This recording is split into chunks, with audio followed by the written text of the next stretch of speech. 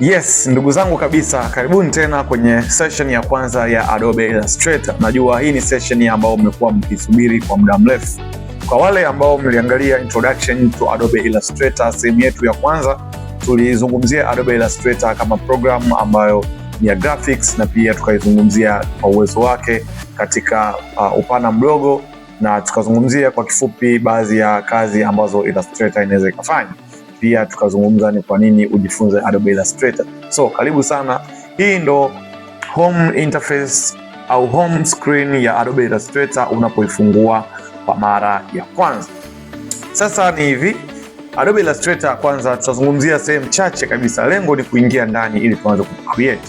Afu hivi vitu vingine tutajifunza mbele ya safari. Lakini cha muhimu kwanza tujue vitu vya msingi ambavyo vinatuwezesha kuanza kucreate. Hapo vipi?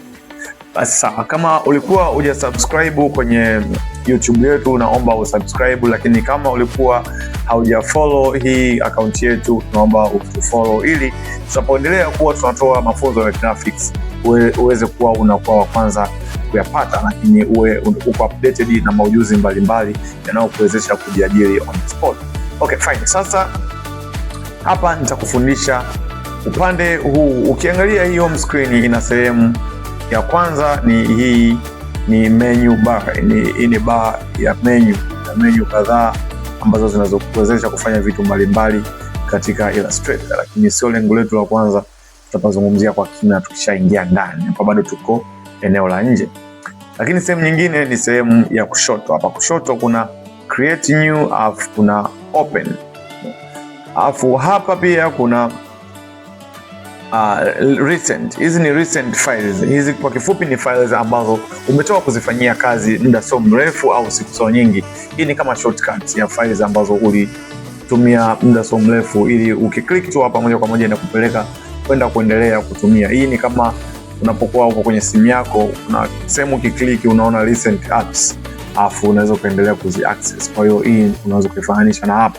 Hapo ukiklik moja kwa moja unaenda kuendelea kudesign au kuedit hiyo artwork, badala ya kuhitaji kwenda kwenye directory ya kompyuta yako kwenda kuitafuta hiyo faili. Unaweza ukaklik tu hapa. Kuna namna mbili ya kuziona hizi. Unaweza ukaklik hapa, iko katika mfumo wa grid, lakini pia unaweza ukaklik ikawa katika mfumo wa list. Kwa hiyo ila mimi napendelea ikae hapa, kwa sababu hapa unaweza ukaona vizuri na picha kabisa. Hapa unakuwa na uhakika kwamba document nayo inahitaji kuifungua ndio hii. Basi na nitarudi hapa kidogo napo tupazungumzie, ili tukitoka tumetoka. Bana, hizi ni presets. Preset nikizungumzia documents ambazo wao wamezisave kabisa kulingana na size, resolution, orientation, ambazo zinakuwezesha kudesign katika specific size ambazo ni standard fulani. Kwa mfano hapa wamekuwekea letter wao naamini internationally kuwa kuna size ya barua. Kumbe unapotaka kudesign kitu kwa ajili ya barua, kuna system ambayo inatambulika kimataifa ya size, kwamba ukipresent kitu katika size hii kinatambulika kwamba ni cha barua. Kwa hiyo wamekuwekea hapo, ukiklik tu hapo moja kwa moja unaingia ndani kuanza kudesign katika size ya barua. Kwa hiyo hapa zipo wamekuwekea size mbalimbali kabisa, ili usihangaike. Ukiklik tu unaenda kuanza kudesign. Kuna podcast, kuna common web. Hii ni masuala ya website. Kama unataka kudesign ka graphics hii kakatumika kwenye website au iwe kama mockup ya website, click tu hapa inaenda. iPhone X hapa kuna wamekuwekea shortcut ya simu. Kama unataka kutengeneza wallpaper labda kwa kutumia kwenye simu yako, screen ya simu, unaweza ukaklik hapo ukaenda. Lakini hapa kama unataka kudesign kitu kwa ajili ya masuala ya video, kama unataka kudesign graphics ambazo zitumika katika video kama content ya video, unaweza ukaklik hapa na ukaenda. Hapa kwenye more ni kwenda kuangalia presets ambazo ni zingine ambazo wametuwekea huku, ambazo zinaweza kutuwezesha kuanza kufanya kazi mapema. Lakini uzuri ni kwamba hizi za hapa zinapatikana katika hii sehemu nyingine ambapo unakuja kukuelekeza baadaye. Kwa sasa hivi hatujisumbua kugusa hapa, kwa sababu kinachopatikana hapa inapatikana pia na hapa. Kwa hiyo hapo naomba kwa sasa hivi hii sehemu tuishie hapa.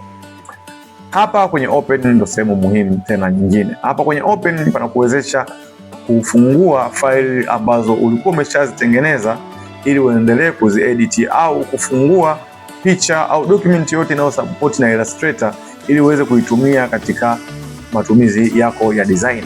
Kwa hiyo kwa mfano ukiklik hapa open, inakufungulia directory ya ya dokumenti zako au faili zako.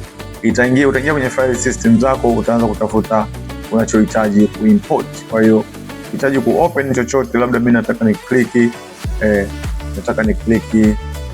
nataka labda hapa nifungue ka kitu labda tuseme nataka nifungue hii logo ya Adobe Photoshop. Ukiklik hapo unapiga open and then inakufungulia logo yako ambayo umeichagua kufungua. Kwa hiyo unaona, kwa hapo unaweza kufanya editing zako, unaweza kufanya editing zako kama lengo ilikuwa ni kufanya editing za namna hii, unafanya editing, maisha yanaendelea. Kwa hiyo hapo nafikiri tumeshaona kwenye open anafanyaje kazi. Basi kwa sababu tushaingia huku, ngoja nikuelekeze kitu. Ni kwamba hapa kwenye home unaona kaka jumba kanamaanisha home. Home maana yake kanakurudisha kule kwenye home screen. Kwa kama upo ndani hapa usijiulize kwamba utarudije pale. Kwa hiyo lazima turudi pale ili tuweze kuendelea kumalizia sehemu yetu ya home screen. Kwa hiyo tu click tu hapo. Ukiklik hapo inakurudisha kwenye home screen. Lakini pia ukitaka kurudi kule ndani unabonyeza kwenye hii logo ya Adobe Illustrator. Bonyeza hapo inakurudisha tena huku. Kwa hiyo unaweza kuendelea na huu mchezo mpaka kesho. Kwa hiyo turudi tu kwanza home. Okay, so nafikiri tumeshajua kabisa kwamba hizi ni presets, hizi ni recent files, lakini hapa ni kwenye open panakuwezesha kufungua documents au files mbalimbali ili uweze kuzitumia kama resources katika Adobe Illustrator. Twende kwenye sehemu ya msingi na ya muhimu sana kuliko zote wakati tunaanza, kwa sababu hapa ndo sehemu ya create na lengo kabisa la kutumia Illustrator ni create. Kwa hiyo click hapo inafunguka dialog au inafunguka box ambayo inakuwezesha kuanza kutengeneza document mpya kabisa. Kwa hiyo hapa wametokea presets fupi chache ambazo tunaweza tukazitumia. Hizi unazoziona hapa ndugu yangu ni shortcut ambayo imefanana sana na hizi hapa. Katika mara nyingi ni kwamba ni mara chache sana utajikuta ukizitumia hizi shortcut. Labda iwe kwa mfano kama i4 unaweza kujikuta ukaitumia, lakini mara nyingi huwa tunaingiza namba huku badala ya kubonyeza moja kwa moja. Basi ngoja nikupitisha tu haraka kwa sababu ni muhimu kujua unadili na software gani. Kwa hiyo hapa kwenye recent ni size ambazo umetoka kuzitumia muda sio mrefu. Sasa isije kukuchanganya. Hizi unazoziona hapa recent, hizi ni document ambazo umetoka kuzidesign muda sio mrefu. Lakini hapa on the other hand recent items, hapa kwenye recent document hapa ni recent size, yani size au settings za document ambazo umetoka kuzitumia muda sio mrefu zinakaa hapa kama shortcut, ili kwamba unapohitaji ku create zisikuchanganye au kwamba iwe ni rahisi tu ku-click hapa na kuendelea na kazi. Kwa mfano muda sio mrefu tulitoka kufungua letter size, kwa hiyo imekaa tu mwanzoni hapa. Lakini pia kuna muda nilitumia A4 size, kwa yenyewe imekaa mwanzoni hapa.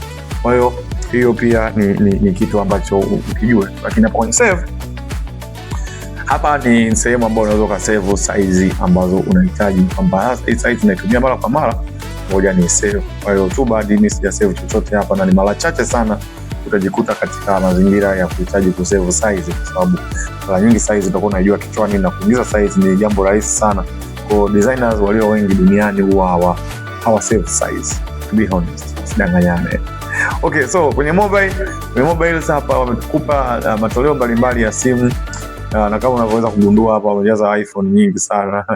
iPhone X 876, iPhone 876 Pro, iPad Pro, iPad Retina, iPad Google Pixel, Surface Pro, Samsung, Apple Watch. Wamekuwekea gadgets mbalimbali ambazo unaweza ukawa unahitaji kudesign kitu kwa ajili ya kutumia katika display ya namna hiyo. Kama unataka kutengeneza kitu kwa ajili ya display ya simu, unaweza ukachagua simu husika hapa.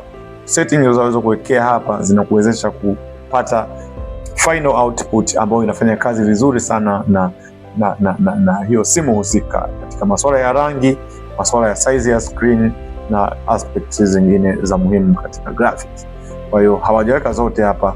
Nikukumbushe tu kwamba hautopewa kila kitu hapa, lakini unapohitaji kutengeneza kitu kwa ajili ya simu husika, unaweza ukatafuta details zake online, ukapata kujua display yake ina uwezo wa DPI ngapi au pixels ngapi, and then utaweza kuja kuziingiza hizo namba hapa, and then utaendelea ku create. Kwa hiyo kama simu unayoitafuta hapa uioni, usio na wasiwasi, unaweza ukaenda ukaitafuta online na ukapata.